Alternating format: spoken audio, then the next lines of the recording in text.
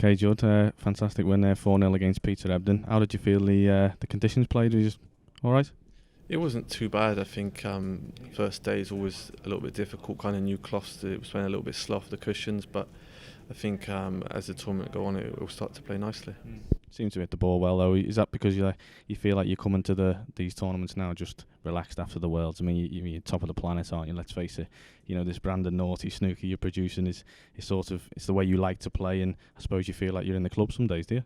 Yeah, it's sort of a lot of pressure off my shoulders now, and it's important for me to try and sort of kick on. You obviously don't want to be remembered as just winning one world title. You really want to push on. I think in snooker terms now, I'm still quite young with sort of the other players playing on to sort of 45, 50. So I think it sort of gives a lot of hope for some of the younger players, thinking that they could only probably play to 40 when they started playing. And for me, it's sort of exciting times in snooker. There's a lot of big events and new things coming in this season. So just important to go out there and enjoy yourself.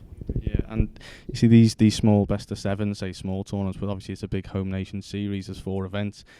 Obviously the best of sevens early doors, the quick fire matches. Do you use these as like practice for the big, like you say, the UK Championships? Are you looking forward to that rather than looking at sort of dominating this series? Would you be using these as match practice almost?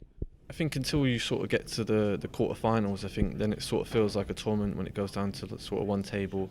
I think the first couple of rounds is just purely just trying to get sharp. I think it's still early in the season. I've only played a couple of events, so no one's going to be sort of firing around, knocking tons in all the time. But I think for me, just hopefully get through the first couple of rounds and then really kick on.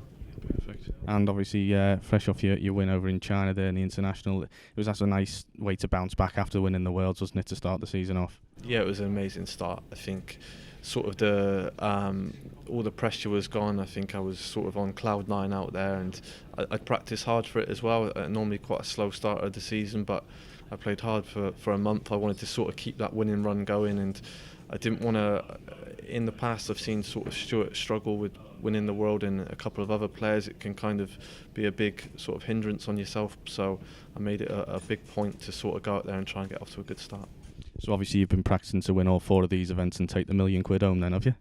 Yeah, I'd love to be able to do it. I think it's going to be near on impossible, but I think the best of sevens are always going to be tough. You're going to get someone that's flying against you and you might not get a shot. So I think obviously if the format was maybe a little bit longer, you'd probably have more of a chance, but I'd take one win, I think. Brilliant. Well, best of luck for the rest of the week, mate. Thanks for stopping and talk to us. Cheers, man. Thank you.